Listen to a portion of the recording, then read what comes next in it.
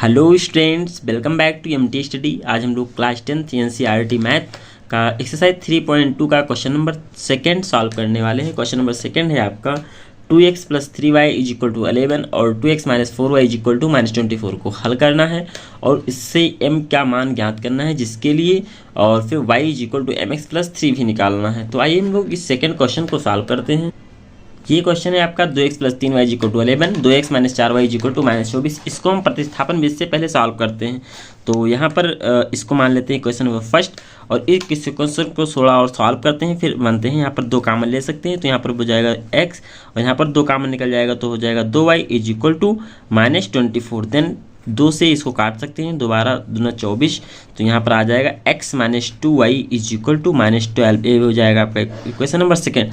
प्रतिस्थापन विधि में इन दोनों में से किसी एक इक्वेशन से x की वैल्यू निकालना होता है, तो हम इक्वेशन सेकेंड से समीकरण सेकेंड से x की वैल्यू निकालते हैं। समीकरण सेकेंड से सेकेंड से x की वैल्यू कैसे आएगी, x - 2y = -12। देन यहाँ से x की वैल्यू कैसे आ जाएगी 12 और -2y को अगर हम ट्रांसफ़र करेंगे तो वहाँ माइनस में था, इस पक्ष में आएगा तो प्लस हो जाएगा, +2y जब राइट साइड में आएगा। तो ये हो जाएगा x की वैल्यू। इसको नाम देते हैं इक्वेशन नंबर थर्ड। अब हम लोग क्या करने वाले हैं, अब ये हमारा आ गया। अब x का मान समीकरण फर्स्ट में रख देने पर, x का मान समीकरण फर्स्ट में रखने पर वहाँ से y की वैल्यू आ जाएगी। x का मान समीकरण फर्स्ट में रखने पर तो यहाँ पर समीकरण फर्स्ट हमारा है क्या, 2x + 3y = 11। यहाँ पर हो जाएगा 7y, ये 12 दूना 24 -12 + 2y था तो 12 दूना 24 माइनस का +2 दूनी 4y + 3y = 11। यहाँ 24 और +4y + 3y = 11। देन यहाँ पर 4 और 3 7y और 24 को ट्रांसफर करेंगे प्लस का 24, 4 और 1 5 और यहाँ पर हो जाएगा आपका 2 1 3 35 हो जाएगा और ये 7 ट्रांसफर करेंगे तो डिवाइड में चला जाएगा। तो इस तरह से 7 एकम 7, 7 पछे 35, y की वैल्यू आपकी क्या आ जाएगी 5 आ जाएगी। अब इस y का मान हम समीकरण थर्ड में रख देंगे तो x की वैल्यू आ जाएगी। तो यहाँ पर हम वैल्यू रखते हैं y का मान समीकरण फर्स्ट में रखने पर, यहाँ रख देते सॉरी थर्ड में रखने पर, y का मान समीकरण थर्ड में रखने पर, y का मान समीकरण थर्ड में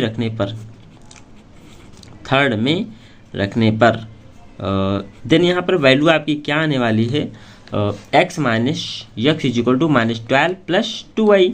तो x की वैल्यू आ जाएगी आपकी -12 + 2 × y का मान कितना है 5।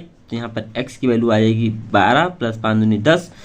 x की वैल्यू 12 में से 10 निकालोगे तो -2 बच जाएगा। इस तरह से x की वैल्यू आ गई, लेकिन वास्तव में आपको निकालना है y = mx + c। यहाँ से m की वैल्यू निकालनी है और लिखते हैं यहाँ पर y = mx प्लस क्या निकालना है mx + 3 सॉरी mx + 3 निकालना है। यहाँ पर मुझे सबकी वैल्यू पता है, y की वैल्यू 5 है और x की वैल्यू -2 है, तो वैल्यू पुट कर देते हैं। y का मान कितना है 5 m, x की वैल्यू कितनी है 2 + 3।